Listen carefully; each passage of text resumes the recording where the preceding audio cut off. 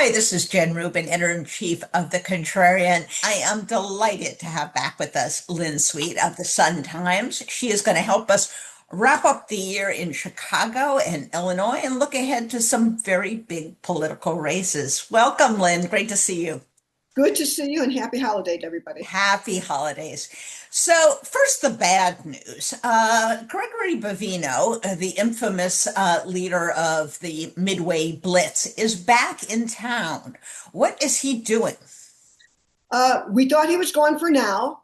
Other places, we have joked on this show that who doesn't want a to be a snowbird in the winter. But he came back. ICE agents were on the street again in the Hispanic area. Tamale vendor was arrested with the agents. I don't know how long he's going to be here. It was called Operation Midway Blitz. We don't have a new name for this operation, but it it's interesting that his arrival didn't send the shockwaves that it had when it first started, because the communities are braced for this to happen. And the Yes, spokesman for ICE said, well, we never really left. What is true is that when Bovino himself comes, he becomes a flashpoint. Things get more tumultuous. Things get a little more uh, it just dramatic. Then what right. if the agents are here working all the time? If you just come in, do your business and quietly make an arrest, whatever, it's these shows of forces that Bovino's fond of, that seems to be part of his mission, as well as just methodically going, as I keep saying this phrase, looking for the worst of the worst, which we know is not what they really have been doing in Chicago and in other places. They have just Right. grabbed people, including US citizens, and then sorting it out later. Right. Well, and not only are the residents of Chicago ready, but I imagine that the courts are ready. They have seen a lot of him. And of course, he came into court, gave testimony that the judge said was false. Right. And presumably those rulings would still apply or would be brought up again if he goes back to committing the same kind of offenses. Yes. And here's just something else I want to point out to our listeners. Bovino became the face of this aggression, this deportation campaign in Chicago. He kind of wanted it. So, of course, that spurred the Sun Times and our partner WBEZ to do a very deep dive into who is Bovino, because we really didn't know a lot about him. We had a reporter and photographer go to the East Coast, where he's from, and to California, where he settled as an adult. And this is the story that my colleagues, this is like the executive summary, 10 things to know. You could find it at suntimes.com. My colleagues, Lauren Fitzpatrick and Dan Mahopoulos, did. But I'll tell you something that just jumped out at me in this story. Absolutely. So, uh, Bovino has made a big deal that he alleges that immigrants here illegally are killing people, drunk driving, traffic accidents, that this is, one of the things he's cracking down. It turns out his own father in a drunk driving accident killed a woman. Oh my Uh, God. so how can somebody who has this lived life experience go on to not look at the bigger picture of the tragedy of drunk driving and how it happens, and what the true numbers? I mean, this is not to make an excuse for anyone drunk driving. Right. But to blame immigrants for something that he knows is a problem and has had in his own family is really almost mind-boggling. Right, because it's not like, I mean, it's just there's no sense of, I'm not even looking for empathy here. Maybe he was hard on his father. I don't know.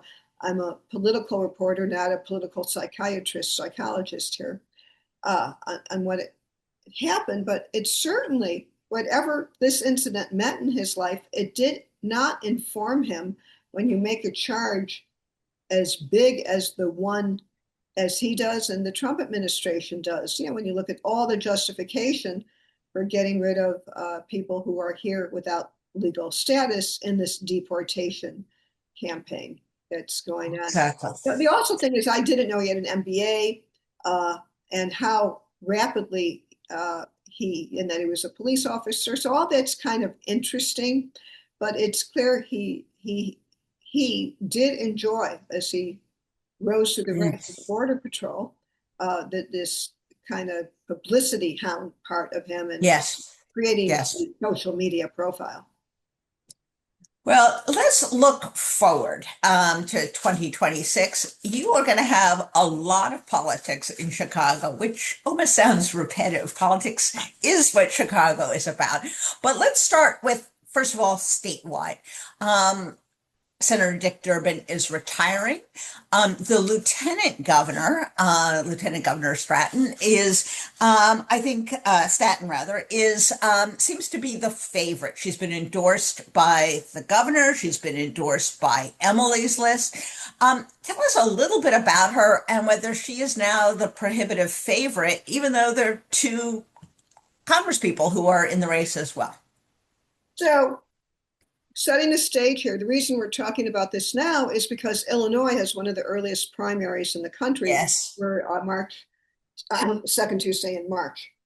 There's the 17th. It's in March, mid-March. So the candidacies are locked in. The people who are running, who we know about, and I'm not ready to say that Stratton is the prohibitive favorite because we haven't seen her ads yet. We don't know now. Raja Krishnamurti, who is the member of Congress who's running as well as Robin Kelly, has a bunch of money. And we don't know if what his commercials are going to be now. They've been positive, mainly biographical. He's been running an ad claiming, with the endorsement of a union member, claiming to have been critical in saving certain jobs. But that's about him. He also has a commercial out touting his anti-Trump plan, which is mainly legislative proposals that, as we all know, won't go anywhere. But it's about him. So, Right. will he go negative against Stratton, and what on earth would he do? Yes. Do that. Now, Robin Kelly doesn't have the money Raja doesn't have the governor's support, but she is known. In a race that's still kind of too soon to see what is an unknown. Now, where Raja just got a hit is in a Sun-Times story my colleague Tina Swanellis wrote about how he got money from some of the entities that have been bankrolling Donald Trump. There's some MAGA money. So he gave some Wow. back, but that was a hit on him. She also did a story on Juliana Stratton, who made a big deal about not taking corporate PAC money, but she did in previous incarnations. By the way, that reminds me, when Barack Obama first ran for president, he made a big deal about not taking money from either corporate PACs or whatever. And I wrote the story saying Obama didn't want this money, but now but he just stopped taking it for his Senate and other races. So it's not uncommon when you start a new race to say, now I'm not going to do this, and you want extra points. So Got I it. think, though, that in terms of stickiness, taking MAGA money is easier to get. Like I could taking MAGA money, 3 words, and you all get it if you're voting a Democratic primary. Taking money and making a promise, you took the corporate PAC money, then now it's a little mushier to do it as an attack. And in the end, did it mean anything? So the other thing is Stratton presumably will get some kind of financial help from the governor, J.B. Pritzker, but we don't know how it will take shape. It probably would have to be some third party entity because, as all our savvy listeners know, in a federal campaign, any individual is limited to what they could give. Right. Also, Stratton, and the plus for Stratton is she is unburdened by hundreds and hundreds of congressional votes. She was in the state legislature, but somehow it's not the same. So Right. it just remains to be seen if she goes negative against Raja. Now, if Right. let's say Robin and polls are showing Raja is doing well. Number one, Raja, two, Stratton, and three, Kelly, who has shown some improvement. Uh, but let's just say Kelly and Stratton gang up on Raja. Who's to benefit? Let's Right. just say, and we've seen this happen, let's just say Stratton and Raja attack each other. Will that give Robin a path? Three people, you just need a plurality. Exactly. I Exactly. remember when Carol Mosey Braun ran for the Senate in that primary, if I'm remembering right, the two frontrunners started attacking each other and let her come through. Right. So it's all kind of, I'm not ready All to right. compare. Fair enough. Fair enough. What will be the case, though, and let's face it, the winner of the Democratic primary is the overwhelming prohibitive favorite, that if either the lieutenant governor wins or Robin Kelly wins, for the first time in the US Senate, we will have serving simultaneously three Black women. And that would be a first. So, very slowly, the United States Senate is being dragged into maybe the 20th century. Pretty soon they'll get up to the 21st century. Let's move on from there to all of these house races. You got the fourth, the second, the seventh, the eighth, the ninth. We have talked a lot about Chuy Garcia, who played this switcheroo. He said he was going to run last minute. He didn't. And the only person on the ballot is his chief of staff, confusingly also with the last name of Garcia, but not related. So that's peculiar. There is one race we're going to talk about in depth, which is Jen Schakowsky's seat, which is the ninth. The others, they have a lot of people running. Why are so many people running in these other races? Because all these districts are safe Democratic districts.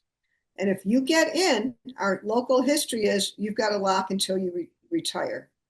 Got it. So it could be as simple as you have a once in a generation chance. Why not Yep. take? And the same is true kind of for the Senate too. Right. Most times, though, again, Carol Mosey Braun lost re-election, but there was a lot going on there. But let's put the Senate history aside.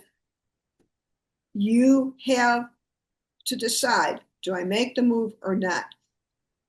And for a lot of people running, they have nothing to lose. Uh, if we there are members of the state legislature who are running in these various things. If they're in the state house, they give up a seat. Okay, but if you're going, you either take it or you live your life regretting that you didn't. And that is why more than a dozen people are running in all these districts, except, or about a dozen in the three districts, except for in Chuy Garcia's district, where a few people have signed up or say they're going to do an independent run, which takes a lot of work to get on that ballot as an Right. independent. So we'll see what happens. What's interesting in Jan's race is that I discern it as three front runners: Laura Fine, a state senator; Dan Biss, the mayor of Evanston; and Kate, and forgive me, I can't pronounce her last name correctly, but she's kind of known as excuse me, Kat. Yes. So Kat is a social influencer who moved into the district. Most of her money, comes from her kind of fame as a social influencer, not from, you know, groups and causes she's worked for within the district for a lifetime. But she is really good at getting publicity. So she was actively protesting at the anti-ICE, at the anti-border agent actions at the Broadview Detention Agency, as was Dan Biss. He was there too. Kat got arrested. And it turned out she was one of a handful of elected officials or people running for office who were actually indicted. So that has propelled her once again into the headlines. And we'll see soon if it helped with fundraising. We don't know yet how these charges will be resolved or what it will mean, but it does give her a higher profile. Yes. This is a district where you run to the left, but there's a point where you can't, where there's the left and then the left. Yeah. Jan Schakowsky is one of the great leaders of the American progressive movement.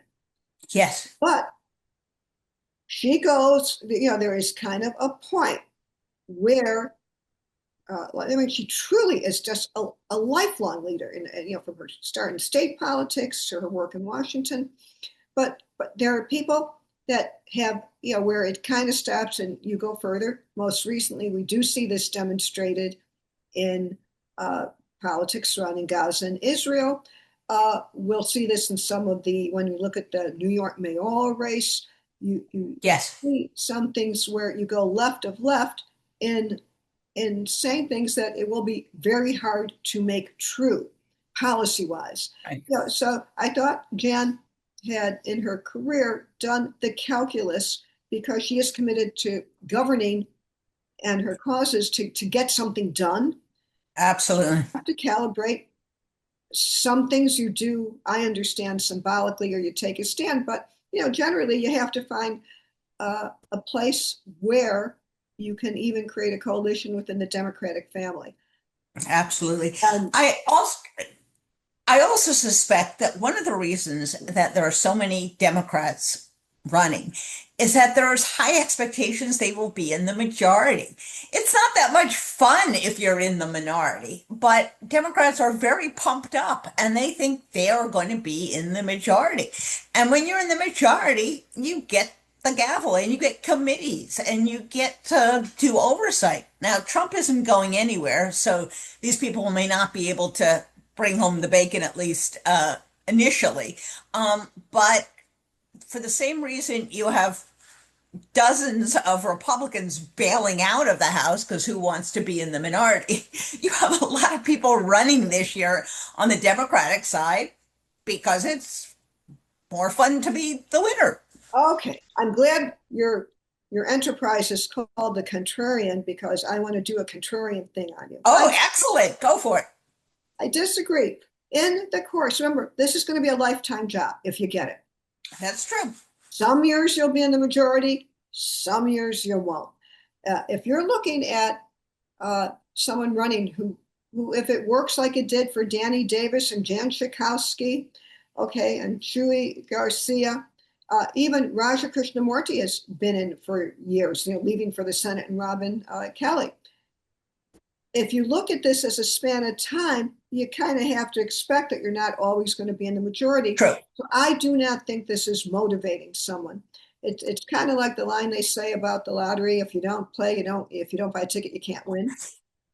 So I just see it this simply because for some of these people, I think they would be delighted to be in the House right now and to be Yep. in January 2027, even in the minority. Their biggest Fair enough. is Fair enough.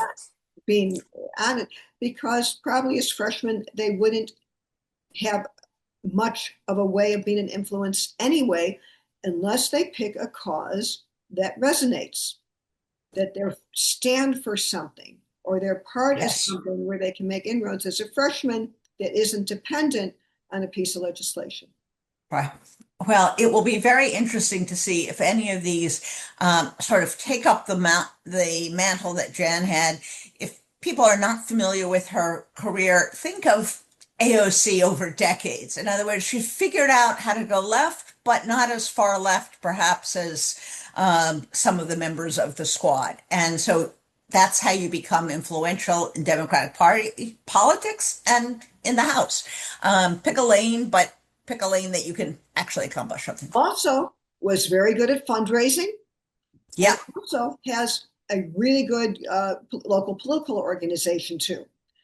So exactly. he was able to do something not a lot of House members could do, is to be a national player and a local player at the same time Exactly. and figure out how to do both. Exactly. Let us close with the governor's reelection race. Obviously, J.B. Pritzker is going to be reelected. I don't think that's much of a doubt. But how he runs and what he says and how he presents himself may have a lot to do with 2028. Do you think he is going to be test test driving his potential presidential message, or you think he's really going to stick to local issues and state issues and what he has accomplished in state? Well, he will use to Illinois as a laboratory of what it could be. Now, let me put a million asterisks. He basically positioned himself as that during the Democratic convention in 2024. We're here, we're in the blue haven of Illinois. We can do this, we do this, we're all climate, we're abortion rights, this right.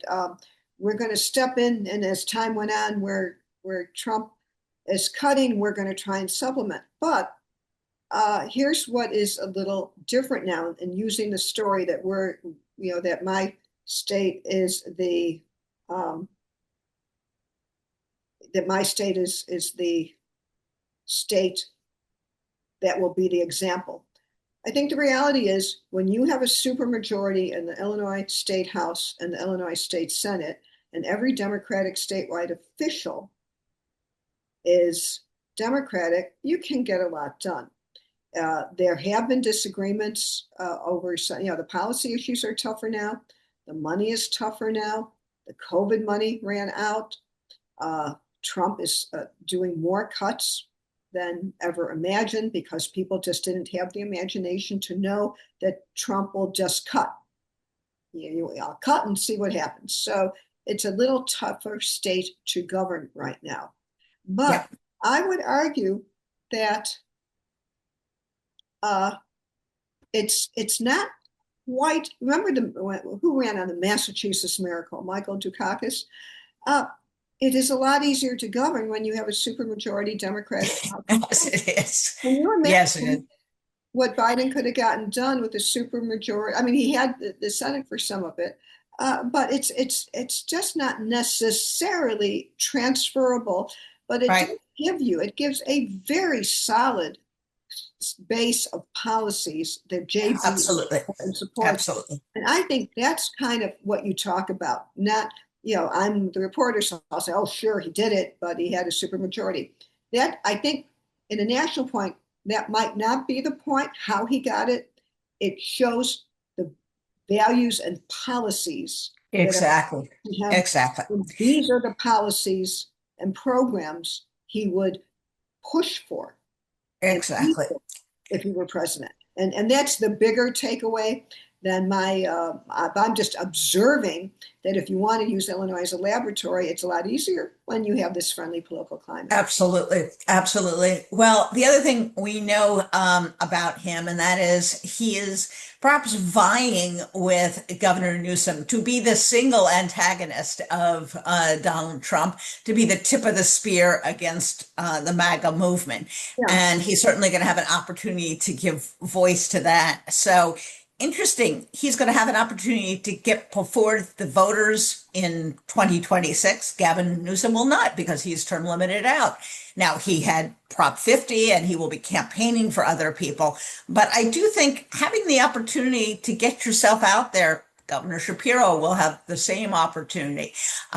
There will be senators who may run for president who will be out there. Gives you just one more crack at kind of boosting your name ID, glad handing with those donors, making those connections. So I think that is an advantage for him going into But 2028. also, it's not like he's not doing stuff. He's very active in the podcast world, as is Rahm Emanuel.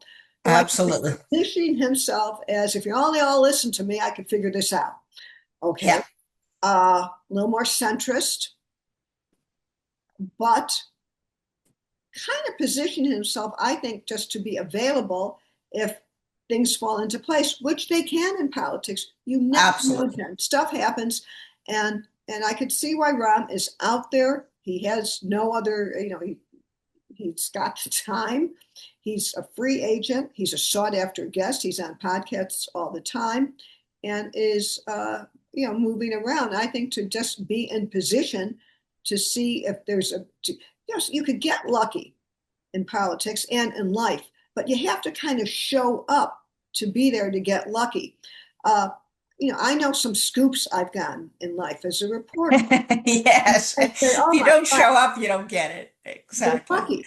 Yeah, I'm lucky because I went to this and did that, and I was here and I was making the rounds. So I ran into the chief of staff who told me something that was a scoop. This Yeah, chief of staff may not have called me, but you have to put yourself in a position to catch the break, to catch the loss. exactly. That's what Rob Exactly. is doing right now. Exactly. Well, Chicago is a great basketball city, and there is the saying that you don't make any of the shots you don't take. So this is one of them. Lynn, it has been an absolute pleasure getting our weekly reports from Chicago and Illinois. We are certainly going to continue because you've got politics up the wazoo next year. Perhaps more competitive races, at least at the Democratic primary stage, than any place else. And as you say, it's all going to be a sprint for the next few months because March and then those races are decided. So happy holidays, Lynn. And we look forward to seeing you back in 2026. Thank you. All the best.